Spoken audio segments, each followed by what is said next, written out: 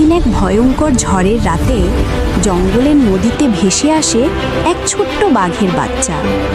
ভয় পেয়ে সে ডাকে, মা মা। ওই সময় এক ছাগল মাও তার বাচ্চা নদীর ধারে আসে। ছাগল মা বাচ্চাটিকে দেখে মায়ায় পড়ে যায়, তাকে নিজের ঘরে নিয়ে যায়। ছাগল মা তাকে দুধ খাওয়ায়, যত্ন করে, নিজের সন্তানের মতো বড় করে তোলে।